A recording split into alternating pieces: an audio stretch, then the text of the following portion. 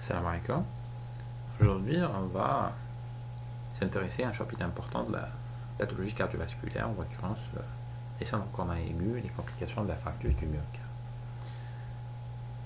Différentes formes cliniques de la maladie coronaire passent de la douleur thoracique d'effort, c'est une longueur d'effort, à la mort subite en passant par les syndromes coronariens aigus et les cardiopathies ischémiques avec insuffisance cardiaque. Pour ce qui est de la classification syndrome coronarien aigu, on a une ancienne classification qui est toujours de mise, mais beaucoup plus comme diagnostic ultérieur de sortie, qui divise la maladie en angor stable, angor instable, infarctus sans ventre et infarctus avant ventre, et une classification plus récente, plus pratique sur le plan prise en charge en urgence des patients, qui classifie la maladie coronaire en angor stable et en syndrome coronarien aigu sans sus-décalage avec sus-décalage extrêmement ST. Récemment, il y a une année, dans les dernières recommandations européennes, le terme angor stable a été substitué par syndrome coronarien chronique. C'est-à-dire, si on prend l'ancienne classification, on prend l'angor instable et infarctus du myocarde qui représente les syndromes coronariens aigus. C'est-à-dire, on classifie les syndromes coronariens aigus selon la présence ou pas de sus-décalage persistant du segment ST à l'ECG. L'origine de ces pathologies est les facteurs de risque. Ces différents facteurs de risque vont contribuer au développement de l'athérosclérose qui passe du strélipidique vers la plaque sténosante, donnant longueur d'effort. Et dans le cas des plaques compliquées avec rupture et formation d'athérothrombose, on aura les syndromes coronariens aigus. Petit rappel sur la circulation coronaire. Le cœur est irrigué par les artères coronaires. On a un réseau gauche formé du tronc coronaire gauche qui donne l'artère interventionnelle antérieure et la circonflexe, et la coronaire droite qui vascularise la partie inférieure du cœur. Ces artères coronaires irriguent des territoires prédéfinis du myocarde, principalement le ventricule gauche qui est la pompe réelle du cœur. On a l'interventriculaire antérieure en rouge, elle irrigue les parties antérieures antéroceptales du myocarde, dans ses portions basales, médiane et apicale, et l'apex. L'artère circonflexe en bleu irrigue les parois latérales, et l'artère coronaire droite pour plus parois inférieure. En sachant que sur l'ECG, on peut identifier les différents territoires myocardiques, on peut, à partir de signes électriques localisés à l'ECG, évoquer les différents territoires myocardiques atteints d'ischémie et, en corrélation, suspecter l'artère coronaire malade coupable. Ici, c'est une image post-mortem. Le patient est présenté d'un infarctus du myocarde. Vous voyez l'idée d'un infarctus qui apparaît en noir avec une lésion périnacrotique. Donc, en physiopathologie, on différencie longueur d'effort durant lequel on a une augmentation des besoins sans augmentation des rapports d'effort, et les syndromes coronariens aigus, ici on aura une diminution des apports lors des besoins de base, c'est-à-dire au repos, ce qui explique une douleur angineuse au repos. La source du survenu des syndromes coronariens aigus, c'est la plaque athéroscléreuse compliquée.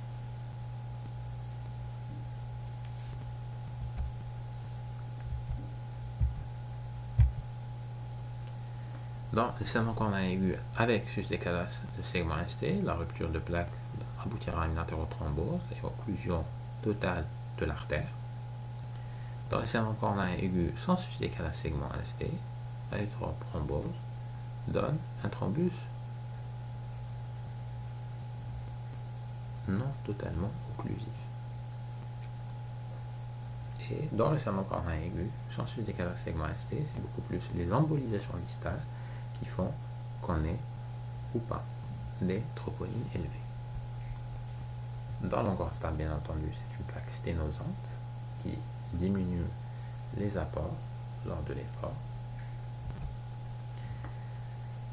Les syndromes corniens aigus, cette classification est basée en premier lieu sur le CG, c'est-à-dire devant des symptômes évoquant un syndrome cornien aigu, c'est-à-dire douleur thoracique et ses équivalents. On fait un électrocardiogramme.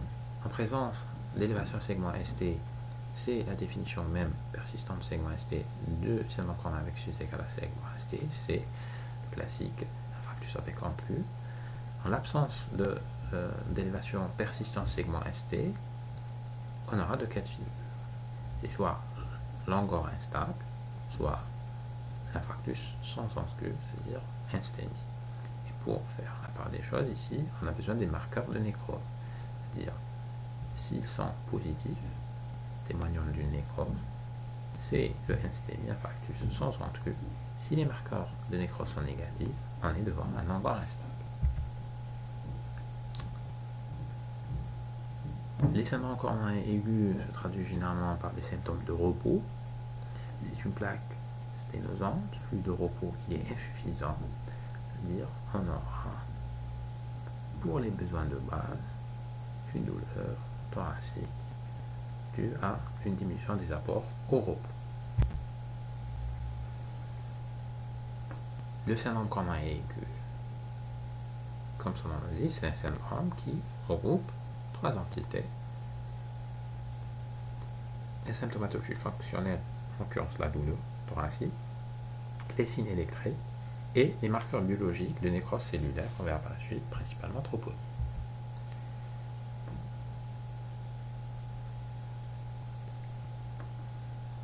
Cette classification est très importante à intégrer pour la prise en charge et le diagnostic de ces syndromes corniens aigus. Pour ce qui est des éléments diagnostiques du syndrome cornien aigu, le maître symptôme, c'est la douleur thoracique, témoignant d'insuffisance cornéenne. On peut avoir des douleurs thoraciques typiques, médiothoraciques, constrictives, un type d'oppression avec irradiation vers les bras, la mâchoire, souvent accompagnées de troubles digestifs, c'est la forme typique. Comme on peut avoir des formes atypiques, surtout chez le sujet âgé et le diabétique. Ces formes atypiques le sont soit par la localisation de la douleur, qui n'est pas forcément médiothoracique, sa nature, qui peut être moins marquée, par l'absence d'irradiation, ou au contraire, la prédominance de la douleur au niveau des tissus d'irradiation, alors qu'au niveau médiothoracique, elle est beaucoup plus atténuée. Comme cette douleur peut être absente, surtout chez le diabétique. Il est important de noter l'horaire de début qui est déterminant pour la décision thérapeutique ultérieure. Il traduit la durée de l'ischémie, surtout dans le syndrome cornien aigu avec décalage segment ST. Le début de douleur traduit l'occlusion totale de l'artère et ce délai, surtout le délai entre le début de la douleur et l'heure de la prise en charge, est primordial pour la décision thérapeutique et le pronostic du patient. Il faut prendre en compte les éventuelles heures de recrudescence et le passage à une douleur continue avec des phases intermittentes, parce que dans certains cas, on peut passer par une phase où la douleur est intermittente, traduisant beaucoup plus un angor instable, c'est-à-dire le thrombus n'obstrue pas complètement l'artère, expliquant que la douleur cède par intermittence, et c'est au moment de la recrudescence ou au passage à une douleur continue qui ne cède pas qu'on aura l'occlusion totale de l'artère. Devant cette douleur thoracique, il faut une médication précoce pour prise en charge rapide des complications et poser l'indication de traitement de reperfusion. En présence de douleur thoracique chez un patient lambda, il est important de préciser ces facteurs de risque. C'est les facteurs de risque d'athérosclérose, en l'occurrence les antécédents coronariens et personnels, le tabagisme, l'hypercholestérolémie, l'hypertension, le diabète, la ménopause et les antécédents coronariens de famille. Ces facteurs sont importants parce que ils vont nous permettre de donner une évaluation de probabilité de survenue de maladie coronaire sur ce sujet. Ces facteurs de risque associés à son âge donnera une probabilité de maladie coronaire. Je m'explique. Par exemple, une douleur thoracique chez une jeune femme de 20 ans sans facteur de risque n'a pas la même valeur qu'une douleur thoracique chez un sujet âgé de plus de 60 ans, 65 ans qui est fumeur, hypertendu, diabétique.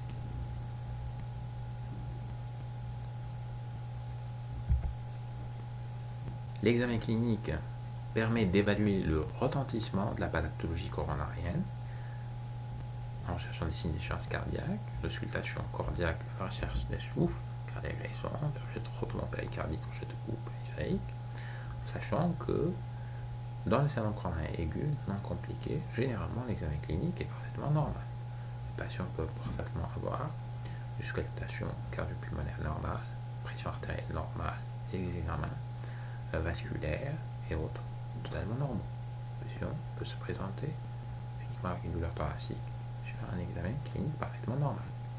D'où l'intérêt de faire systématiquement et rapidement un ECG devant toute douleur thoracique.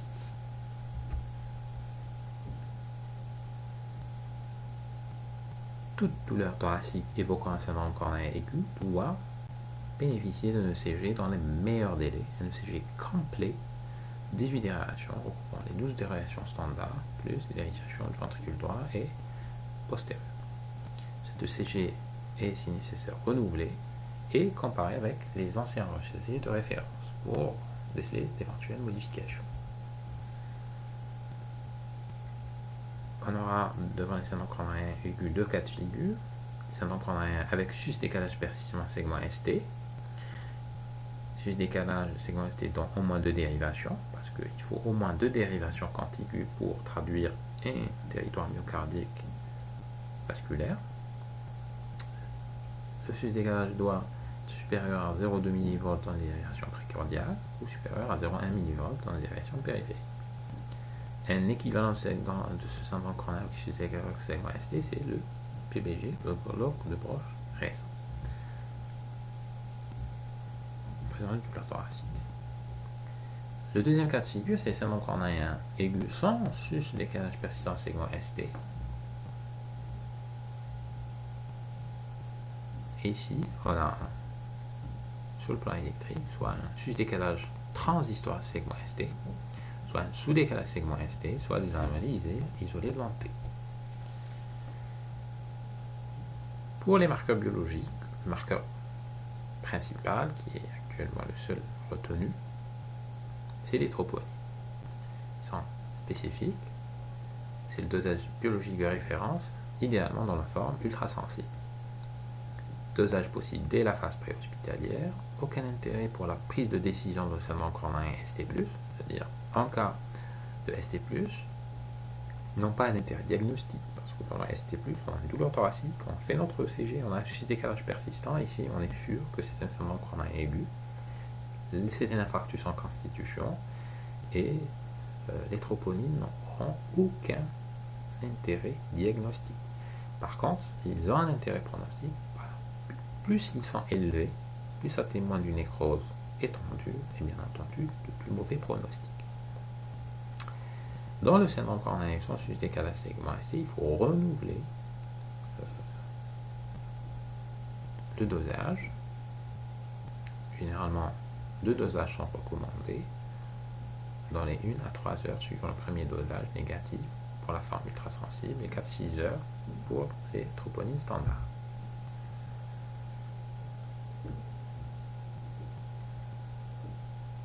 Si on reprend notre algorithme de prise en charge, on commence toujours par la clinique. Le patient va se présenter généralement pour une douleur thoracique. On fait dans le meilleur délai un ECG.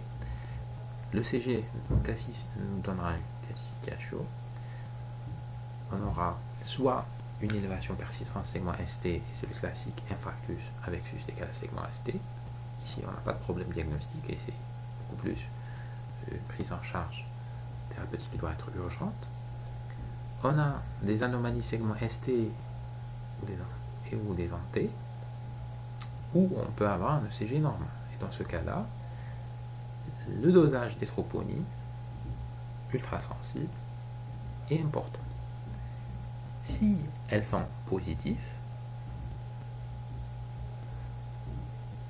avec un contexte évoquant un syndrome coronaire aigu, c'est la définition même du syndrome coronaire, sans susciter c'est troponine positive, insténie ou infarctus sans enclus. Si elles sont initialement négatives, il faut faire un deuxième dosage. Si le délai de douleur remonte à moins de 6 heures. Selon le résultat de ce deuxième dosage, s'il est positif, c'est un syndrome coronaire aigu troponine positive. Si le dosage est négatif, ici, en fonction du contexte, on décide. Si le contexte clinique et électrique, la probabilité d'avoir une maladie coronaire est très importante, avec une douleur thoracique typique, c'est le diagnostic d'angor instable. Si le contexte clinique électrique avec des troponines négatives, si le contexte clinique électrique n'est pas en faveur d'une maladie coronaire qui est beaucoup plus, il faut rechercher d'autres étiologies à la douleur thoracique. Si le début de douleur remonte à plus de 6 heures avec des troponines négatives, ici, un délai de 6 heures est généralement amplement suffisant devant une douleur thoracique pour une élévation de marqueurs de nécrose. C'est-à-dire, si les troponines sont négatives, généralement, elles sont négatives, et c'est là, on revient à notre clinique et à l'ECG en fonction de leur contribution, de leur forme typique ou pas. Le patient sera classé soit en angor instable, soit la probabilité que ce soit syndrome coronaire aigu très faible, et on évoque d'autres diagnostics. La stratification du risque d'un syndrome coronaire aigu est un élément important. On peut pour cela utiliser des scores. Ça permet un triage précoce des patients et nous aide pour identifier les patients devant bénéficier d'une stratiperfusion et d'une orientation d'une unité soit intensive. Prise en charge syndrome coronaire aigu par médecin urgentiste. Conditionnement du patient doit être rapide, pose de barre veineuse, prélèvement biologique, surveillance électroscopique, monitorage, saturation, pression, évaluation de la douleur et test par trinitrine, avec une note importante, c'est la proximité immédiate d'un défibrillateur, sachant que parmi les complications redoutables des syndromes coronaires aigus, c'est les troubles de rythme graves, potentiellement mortels, en l'occurrence la fibrillation ventriculaire. Vous savez, c'est un trouble du rythme majeur, accompagné d'un arrêt cardio-circulatoire qui ne peut récupérer qu'après choc électrique externe. D'où l'intérêt d'une proximité immédiate des défibrillateurs pour un patient avec douleur thoracique et pourquoi un syndrome coronaire aigu. On va commencer par le syndrome coronaire aigu avec sujet décalé à segment ST. On a dit douleur angineuse typique, médiothoracique en barre, parfois bigastrique, irradiation vers l'épaule, avant-bras mal-joie, type constrictif, angoissante. L'intensité elle est variable, chronologie, selon type d'angor. Ne doit pas être atypique, puisqu'il s'agit bigastrique ou limitée aux irradiations, voire absence, situation du diabétique. Voilà, douleur de repos permanente, accompagnée à l'ECG par la fameuse onde de parler sur le décalage persistant. L'examen clinique souvent normal, on peut avoir un fébrécule à partir de la 6e heure. On recherche des signes de glucose sous-jacente et signes de mauvaise tolérance de complications. On fait le ECG complet, rigoureux, différentes déviations. Le CG, c'est l'examen clé dans l'intelligence du syndrome coronarien aigu. Dans le syndrome coronarien aigu avec chute décalage segment ST, on a une occlusion totale de l'artère. Et on aura le CG, principalement le chute décalage segment ST, avec la forme particulière des patients avec bloc de branche gauche, s'il est aigu, et ça, il peut être secondaire à une origine ischémique avec chute décalage segment ST. Sur le plan électrophysiologique, la lésion sous-épicardique va aboutir à des perturbations électriques de telle sorte qu'on aura un sus-décalage segment ST dont les dérivations en regard de la souffrance myocardique. Sur le plan chronologique, dans la phase initiale, on a des ondes amples, pointues, mais asymétriques.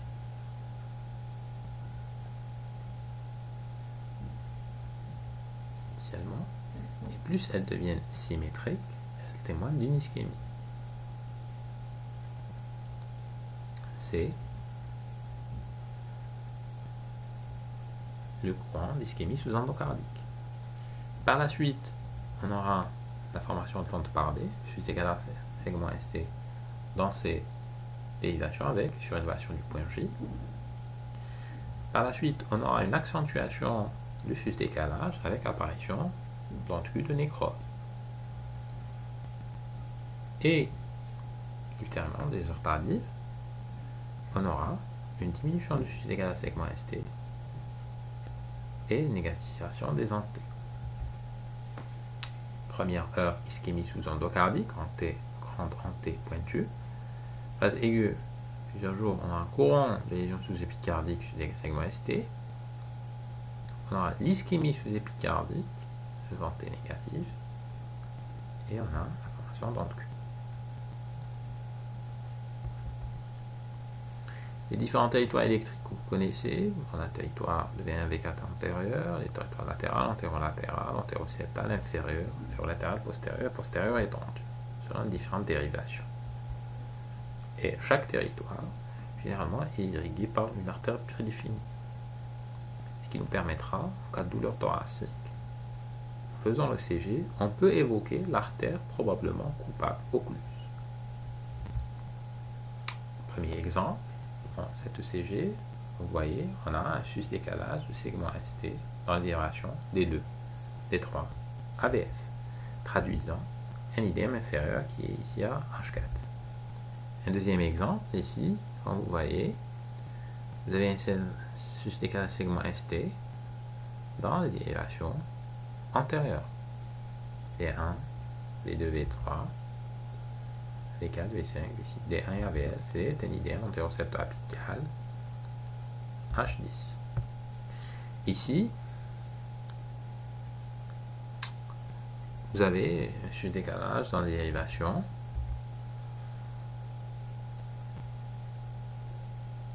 plus ou moins apparent, V5, V6, mais c'est pas très marqué.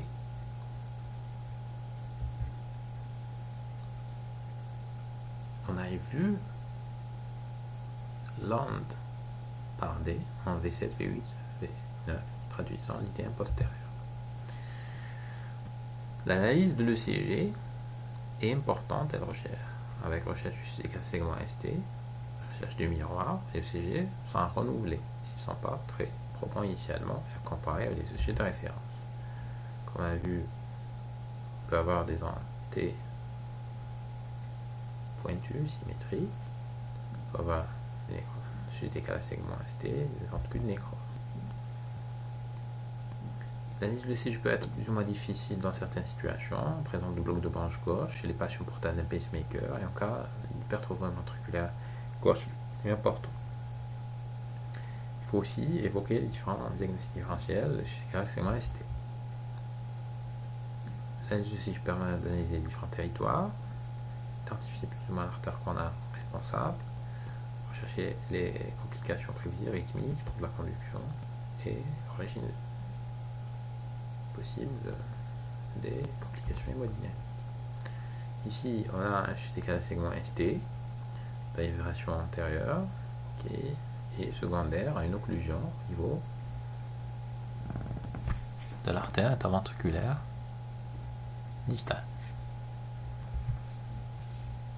Et on a une image en miroir avec chute décalage segment ST dans le territoire inférieur.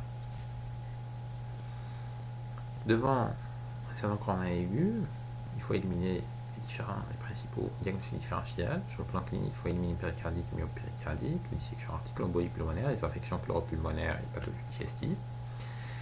À l'ECG, quand on a un décalage segment ST, il faut éliminer l'ectasie ventriculaire, les repolarisations précoces et les HG importantes. D'où, dans certains cas, l'intérêt de l'ECG de référence, mais c'est des cas exceptionnels, on arrive facilement à éliminer les diagnostics différentiels dans la plupart des cas. Biologie, c'est les troponines, surtout ultrasensibles, qui sont, comme leur nom indique, ultrasensibles. Permet de détecter petit infarctus, augmentant la moindre souffrance myocardique. C'est-à-dire qu'ils sont ultrasensibles et pas forcément très spécifiques. Au contraire. Mais leur objectif, c'est beaucoup plus de détecter, d'être sensible avec une valeur prédictive négative importante. Dans le cas de ST+, ils n'ont aucun intérêt diagnostique, ne doivent pas retarder la prise en charge. Intérêt beaucoup plus pronostic. Ici, je vous ai mis une liste non exhaustive des causes éventuelle d'élévation de la troponine en dehors d'une chronopathie. Vous voyez une multitude de causes qui peuvent augmenter les troponines. L'échocardiographie est utile en cas de doute diagnostique, montre des troubles cinétiques segmentaires, ne doit pas retarder la prise en charge. Troubles cinétiques sont entendus surtout si le CG d'interprétation est difficile. Diagnostic permet de diagnostiquer une complication mécanique, c'est-à-dire surtout évoquée à l'examen clinique. Permet de mesurer les pressions pulmonaires, systolique, à distance, étude de la viabilité myocardique par exemple. Ici, un exemple échocardiographique d'un patient qui a un infarctus du myocarde. Ici, échographie de complications. À gauche, vous avez un patient qui a une communication interventriculaire. À droite, un patient qui a un thrombus au niveau de l'apex du ventricule gauche. Différentes complications d'infarctus, on peut les classifier en troubles du rythme et de la conduction, complications hémodynamiques et mécaniques, elles sont heureusement plus rares et de mauvais pronostics. On a l'ischémie myocardique, l'angor, post-infarctus. Complications rythmiques, c'est principalement les arythmies ventriculaires, tachycardie ventriculaire, fibrillation ventriculaire, avec le risque de mort subite. Tachycardie supraventriculaire, bradycardie par toute la conduction. Le traitement, c'est principalement l'hospitalisation soins intensifs avec surveillance. Les troubles du rythme ventriculaire grave doivent bénéficier d'un choc électrique externe. Et les troubles de la conduction avec bradycardie importante doivent bénéficier d'une stimulation temporaire. Et bien entendu, on peut utiliser différentes thérapeutiques pour pallier ces complications antiarythmiques et sympathomimétiques. Exemple de type d'arythmie fibrillaire, ici on a un infarctus du myocarde compliqué de tachycardie ventriculaire. Ici, il y a un infarctus du myocarde compliqué d'un bloc coronticulaire complet avec passage systolique. Pour ce qui est des complications hémodynamiques, elles déterminent le pronostic. On peut s'aider de la classification TILIP qui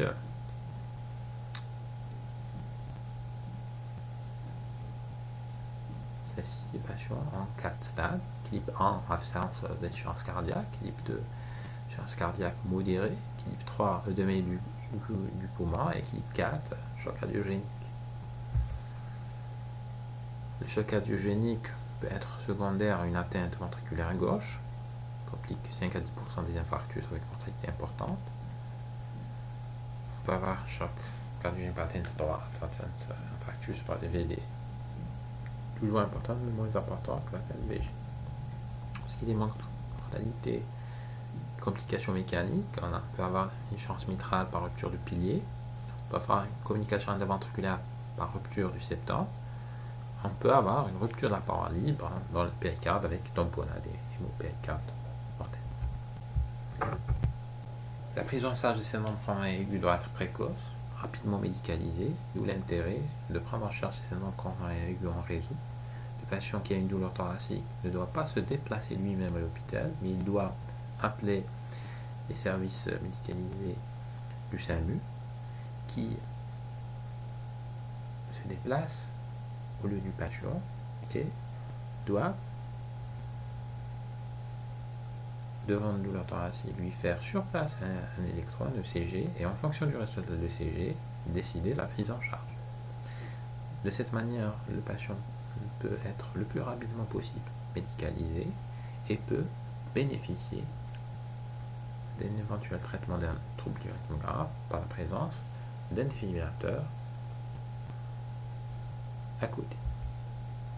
Et en fonction de l'ECG, en cas de présence de syndrome coronarien avec suffisance égale à segment ST, la décision d'une reperfusion immédiate précoce doit être réalisée et selon l'organisation qu'on verra par la suite, on décidera de quel traitement peut bénéficier le patient. La prise en charge, c'est bien entendu traiter la douleur, on peut avoir recours même au morphine en cas de douleur importante, de l'oxygène en cas de désaturation, de l'aspirine, éventuellement des dérivés nitriques. Généralement, en cas de syndrome coronarien aigu avec suffisance égale à segment ST, c'est une douleur trop résistante, c'est-à-dire la douleur ne cède pas à l'administration de trinitrine.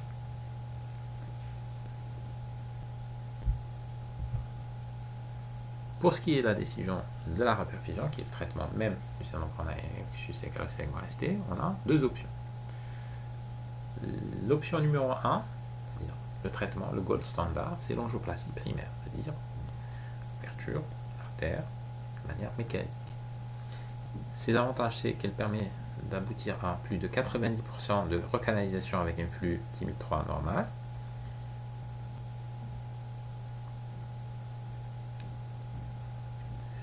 Ses inconvénients, c'est la logistique nécessaire pour ça réaliser. Il faut que le patient soit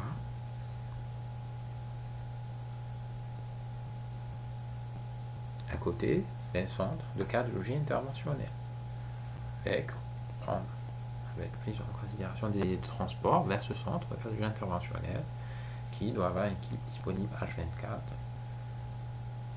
pour réaliser ce type de procédure.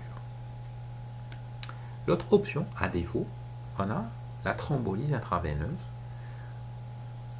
Ces avantages peuvent être administrés précocement, en pré-hospitalier, ça dépend du SAMU, pour aux urgences, bien entendu en absence de contre-indication, parce que c'est un traitement puissant, potentiellement hémorragique. Elle permet d'avoir généralement 60% de localisation à film 1003 et comme inconvénient, on a aussi les risques de complications hémorragiques.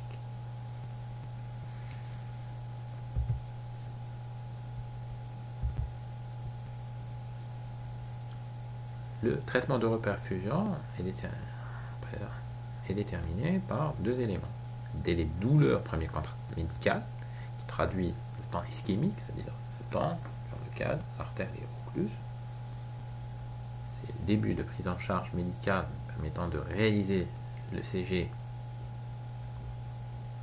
disqualifiant, c'est-à-dire on prend l'horaire du début de la douleur, qui est généralement indiqué par le patient, et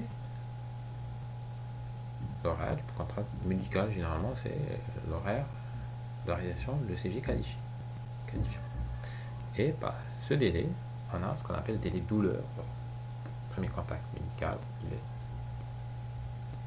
hospitalisation. On a le deuxième délai, c'est-à-dire le délai premier contact médical délai, possibilité d'angioplastie primaire. C'est-à-dire on prend en compte le temps de conditionnement, le transport du malade, délai de trajet, surtout s'il est transporté par du SAMU, temps d'installation sur la table, réalisation en coraux, passage du guide, et c'est un délai important pour la décision du traitement de la perfusion. Pour l'angioplastie, son principe, c'est il faut ouvrir l'artère de manière mécanique, généralement, avec implantation d'un stent coronaire pour ouvrir l'artère. La thrombolyse, on utilise généralement des produits thrombolytiques, principalement la tenectéplase et la RTP. Exemple de l'angioplastie primaire, on vit ici, l'image gauche, une artère coronaire droite amputée, sans segment moyen. L'image à droite, on voit l'implantation d'un stent qui permet de rétablir le flux dans le segment moyen et distal de la coronaire droite. Le principe, c'est faire passer, cathétériser l'artère, faire passer une guide et implanter un stent rétablissant le flux au niveau de l'artère.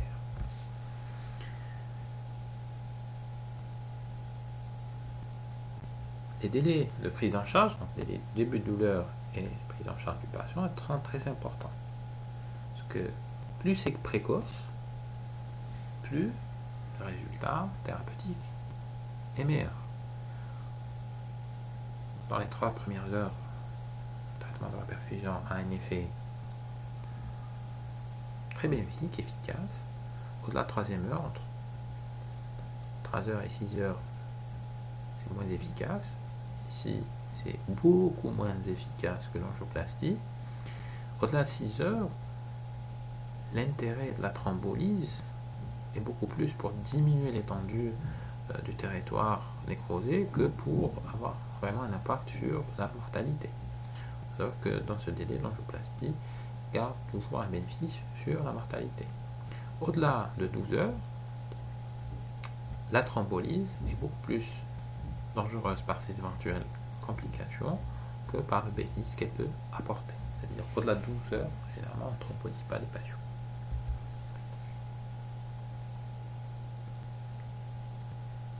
En instaurant un traitement de perfusion, il faut surveiller le patient sur le plan clinique, électrique, biologique, avec recherche des signes de reperfusion. Sur le plan clinique, on a une anesthésiation de la douleur, disparition de la douleur. Sur le plan clinique, une diminution, une régression du CK-ST de plus de 50% des cas. On peut aussi avoir des troubles du rythme à type de RIVA, rythme idioventriculaire accéléré, témoignant d'une éventuelle reperfusion. Sur le plan biologique, un pic enzymatique précoce peut témoigner d'une reperfusion précoce. Notre conduite à tenir devant un segment coronaire avec suscité à segment ST, c'est-à-dire il faut une reperfusion. Le choix du type de reperfusion dépend de où on est. Si le patient se présente où il est amené à un hôpital avec une possibilité d'avoir une intervention coronarienne percutanée, c'est-à-dire le patient doit bénéficier d'une angioplastie primaire dans les 60 minutes de sa prise en charge. C'est l'idéal, le gold standard prise en charge. Si le patient est pris en charge par un hôpital qui ne dispose pas de cardiologie interventionnelle et prise en charge du service des urgences, on doit calculer le délai entre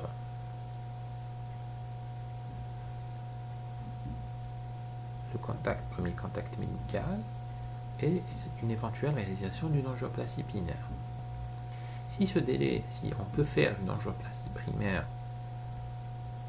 dans les 120 minutes, on transfère le patient vers un hôpital où on peut faire une angioplastie primaire.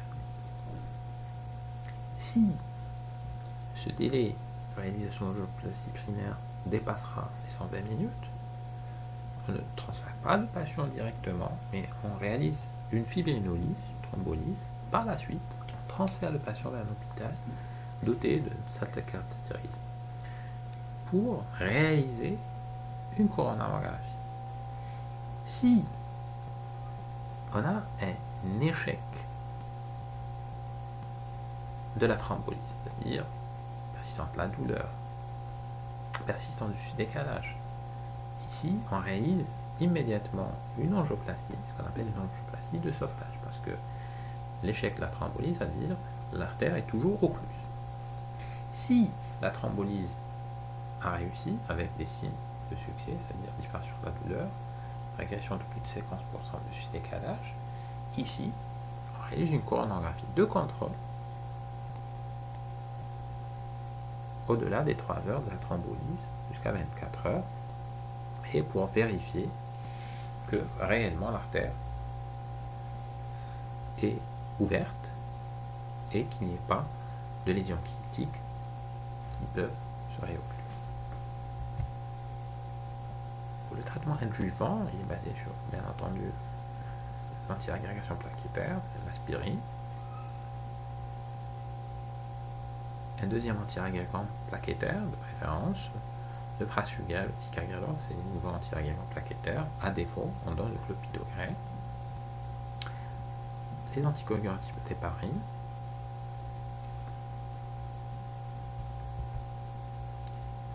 L'oxygénothérapie, c'est ici des saturations.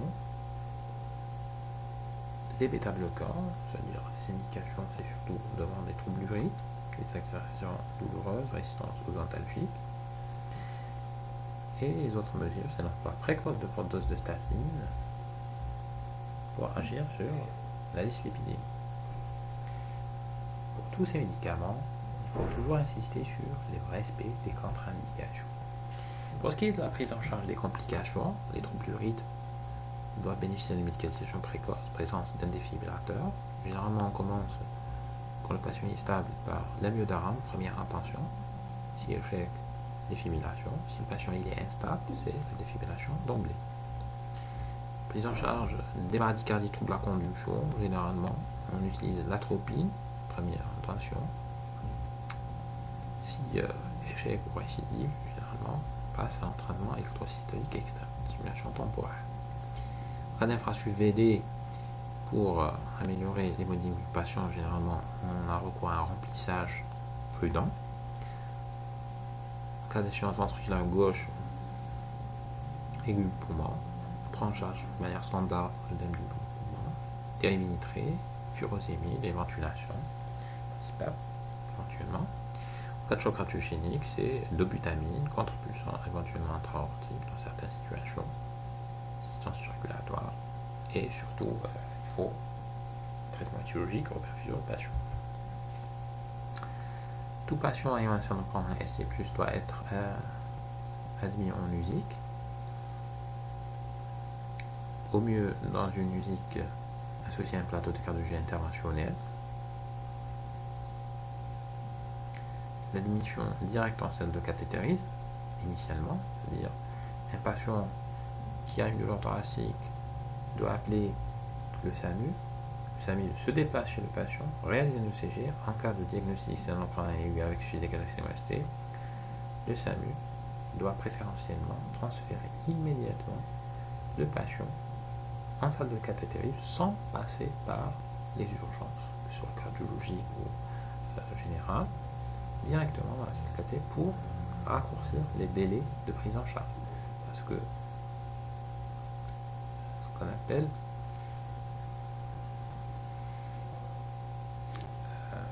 le terme des anglo-saxons, time is muscle.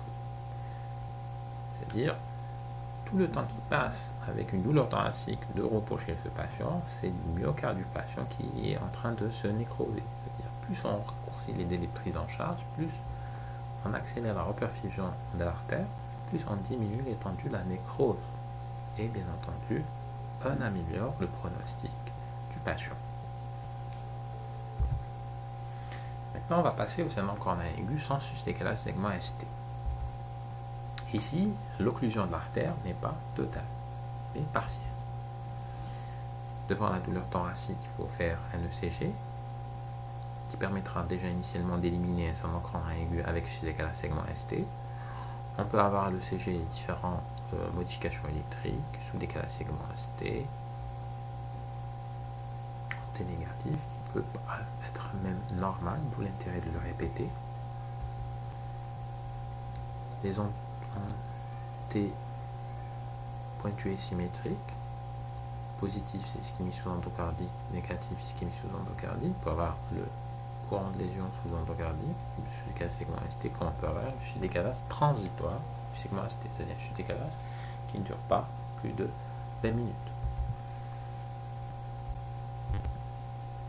Ici, l'atteinte sur le plan anatomopathologique n'est pas transmurale, et beaucoup plus, elle touche la région sous-endocardique.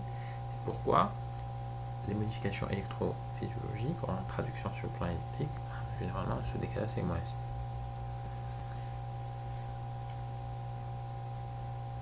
Dans l'organe stable, par définition, on n'a pas d'élévation des enzymes cardiaques, alors que dans le NSTEMI, non-ST elevation myocardial infarction, infarctus ventriculaire, on a une élévation des ondes.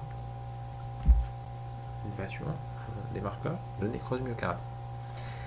Un élément important de syndrome coronal aigu sans suffisance égale à segment ST, c'est stratifier le risque.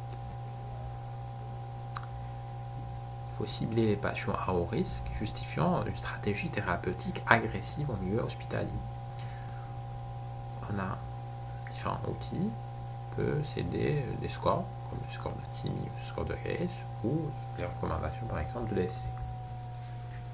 Ces scores regroupent différents éléments, aidant au diagnostic,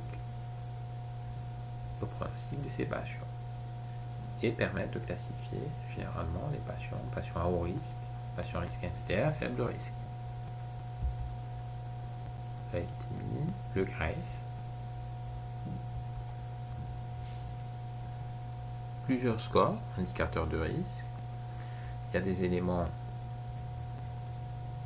uniques, comme par exemple le diabète, l'élévation des troponines, sous les calcium ST, qui sont des marqueurs de gravité.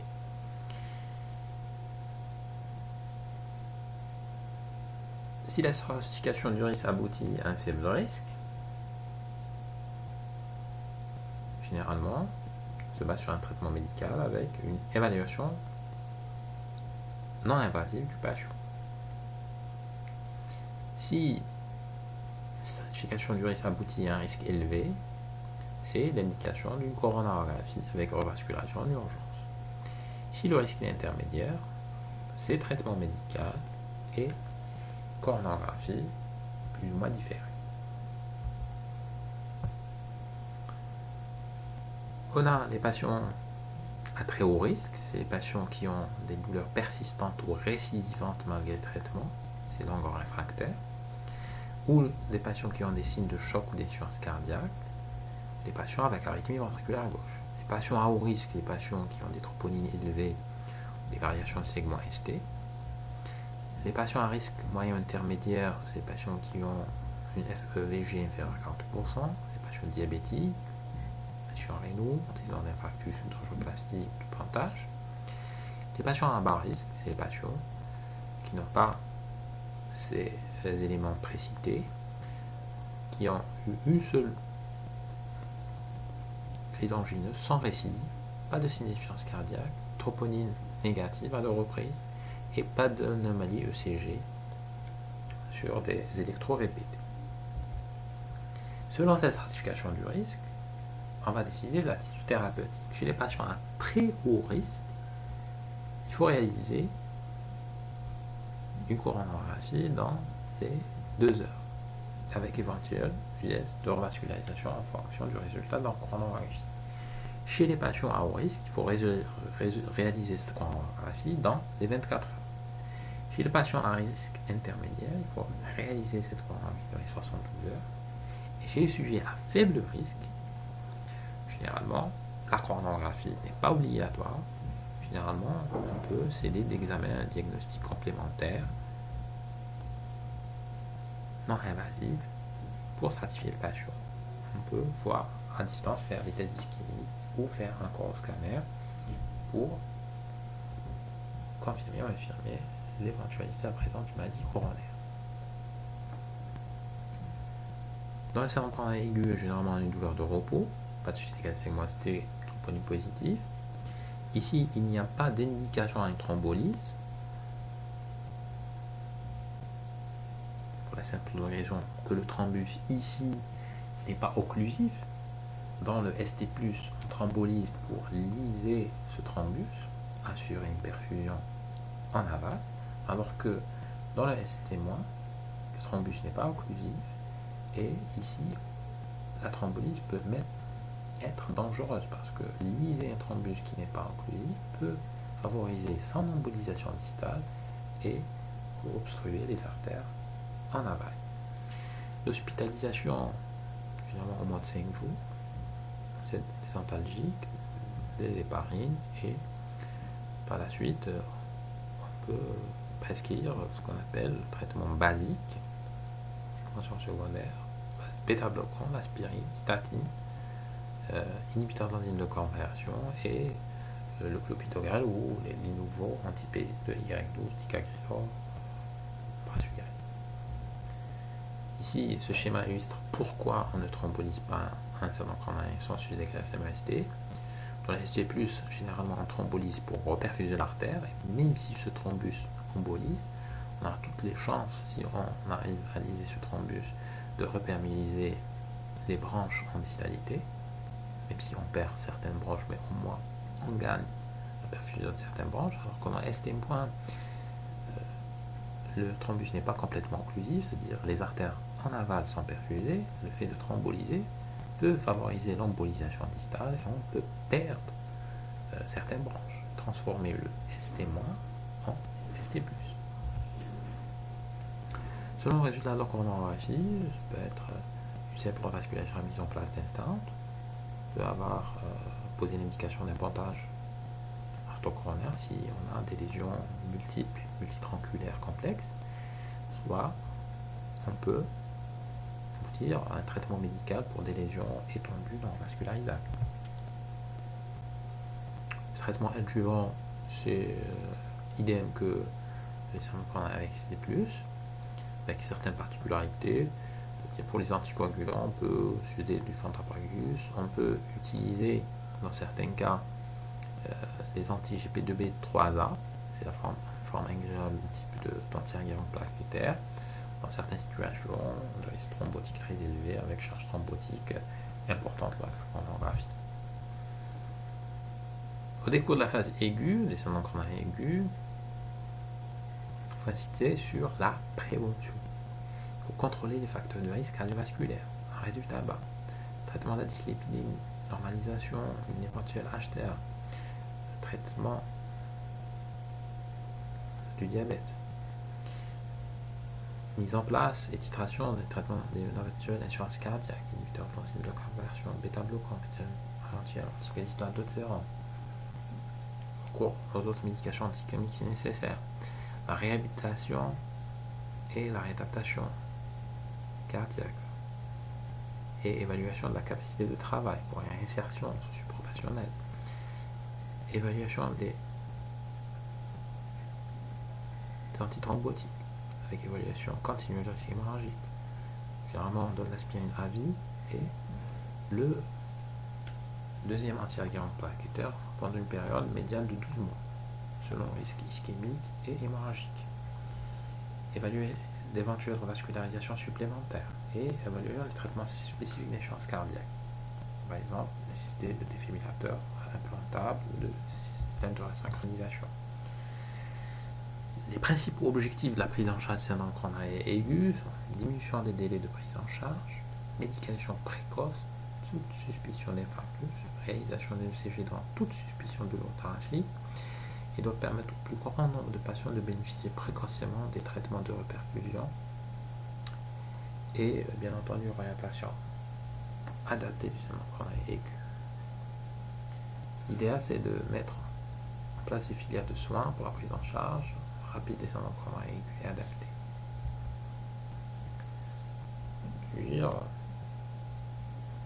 petite évaluation, il vaut mieux éviter un sujet coronarien d'effectuer des travaux l'exposant à la chaleur. Pourquoi?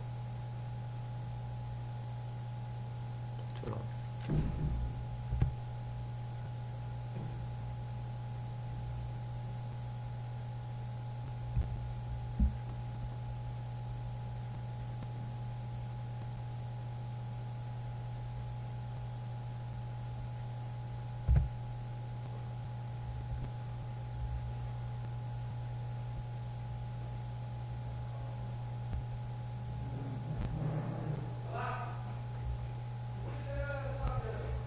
En l'absence de maladie athéroscléreuse, l'angoisse peut être due à des affections sauf une sténose mitrale.